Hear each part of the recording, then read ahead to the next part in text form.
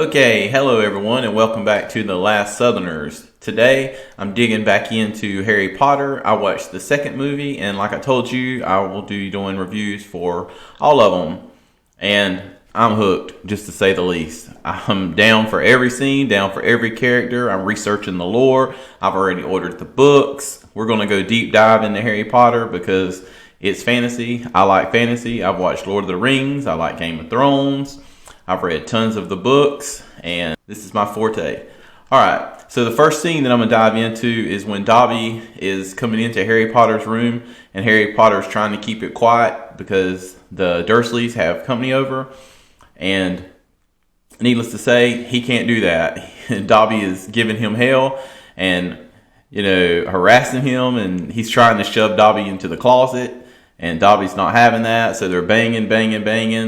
The Dursley guy comes up there, tells Harry to keep it quiet, and obviously that's not possible. So eventually Dobby goes down into the living room, and basically Dobby's trying to, from what I gather, is try to keep Harry from going back to Hogwarts because he doesn't want to get Harry killed. So Harry's not with that, so Dobby is causing ruckus. So then he dumps the cake over the lady, and it just kind of, goes from there. Then the Dursleys get pissed off at Harry. They lock him up in his room. And the more I learn about them, the less I like about them. They're like those shitty kin people in your family that, nobody likes. So then, of course, Harry's locked in his room. And lo and behold, Ron Weasley comes in a flying car, nonetheless, to rescue him. And I thought, that was epic. It was cool that Ron shows up and, with a magic car when they're not supposed to be magic where they're at. So I like that. All right, so he rescues Harry. They leave. Harry goes and stays with the Weasleys.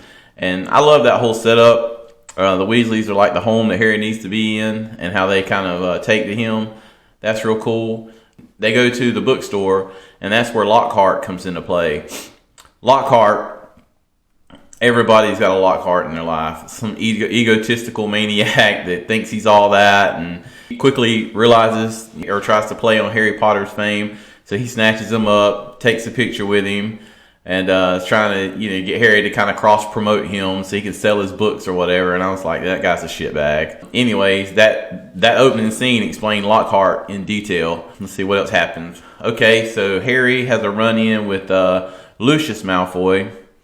Lucius takes his wand and kind of peels back and looks at Harry's car, and you could tell something's up with Lucius.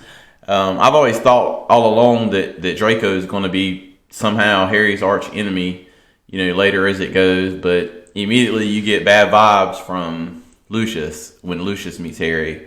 And then of course he kind of makes fun of Ron for having the little kind of ragged booklet, and then he even I don't know if he does there, if he takes a shot on Hermione there, but I'm trying to remember, but I think he takes a shot at Hermione too.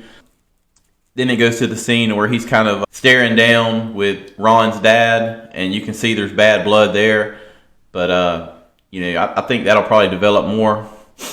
Then it kind of skips up to the part to where him and Ron are trying to catch the train. They can't catch the train, so they take the flying car and they're flying above the train. And then they end up in Hogwarts, crashed into the Whomping Willow.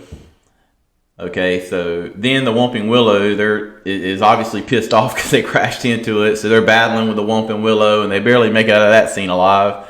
And then the car kind of trails off. And then the next scene, I think, is where Snape has them both and kind of like, and he's pissed because, number one, they flew the car in public and use magic in public, and number two, they hit the Whomping Willow tree that's been there forever, and so he's wringing their necks, basically giving them hell. They manage to get out of that situation, and then it goes to the scene where Ron is having a standoff with Draco, or Harry's having a standoff with Draco. They introduced Draco as the new Seeker for the Slytherin team. Then Ron is having kind of some words with him. He tries to cast a spell on him, the Eat Slug spell. Well, it backfires, and then it ends up working on Ron. So poor Ron Weasley's sitting there, burping up slugs for the next, however long. And I thought that was funny, especially the clip, and I'll try to put it in here where it shows Ron holding the bucket above as the slugs are coming out. That's crazy. As far as Quidditch, still not up to speed on how that really matters, other than it's like the Super Bowl of Hogwarts, and it kind of gives them, another side story. Someone mentioned to me that I learned more about Quidditch in the books, and I definitely, I'm going to read them. Like I said, they should be coming soon, so then I'll get into that and learn more. And I'm probably going to learn so much more from the books, and I'm a pretty fast reader, so I'll get through them pretty quick.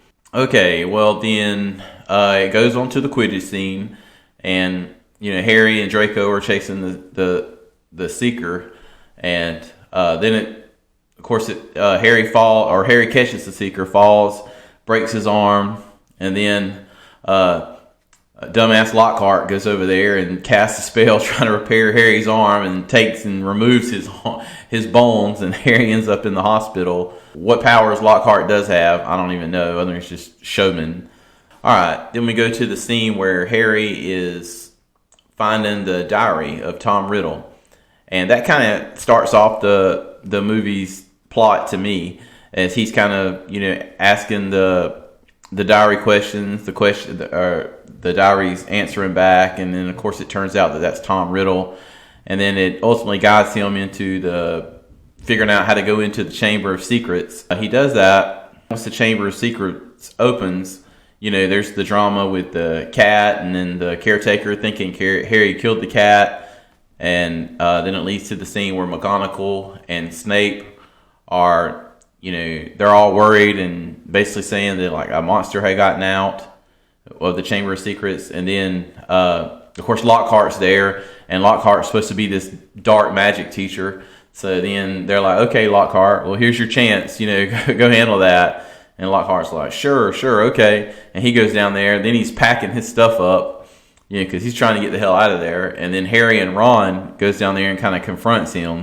So Harry and Ron kind of, I guess, threaten to expose him or whatever. And that's when they actually enter the Chamber of Secrets to rescue the dead girl.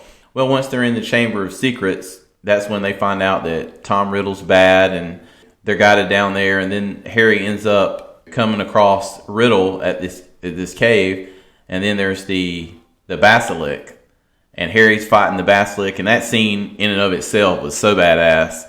I was all about the action in that scene, and I was like, okay, so Harry Potter's not only this little kid that uses magic, but he's also kind of like an action hero.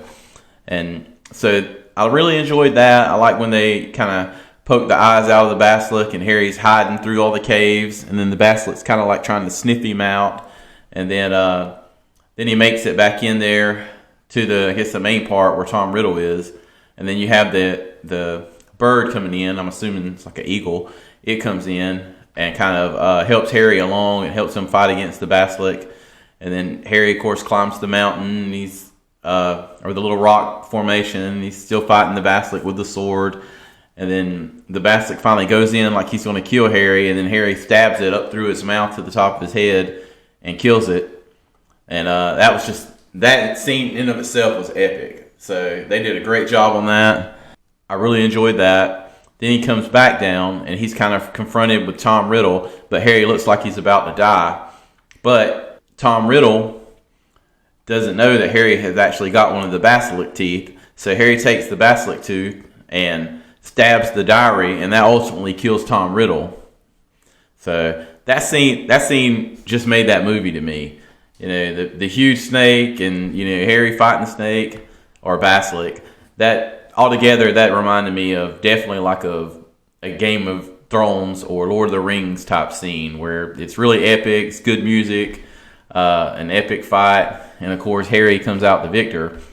So then it goes on to Harry has the meeting with Dumbledore, and Harry's thinking he's Slytherin, and he must be Slytherin because earlier in that movie he was talking to snakes. At that point in time, I always kind of thought Harry was Slytherin, because also when Harry originally put the hat on, the hat kind of like wanted him to go into Slytherin too, or at least led me to believe that. Well, then obviously he didn't, and he went to Gryffindor. So this whole time Harry's been thinking, maybe he's Slytherin. in Gryffindor, and he wants to be in Gryffindor from everything he said. So then, as I'm thinking, okay, well, Harry must be Slytherin. Then he has the scene in Dumbledore's kind of chambers where he gets the sword, and the sword says Gryffindor. And Dumbledore says, well, only a true Gryffindor could wield this sword.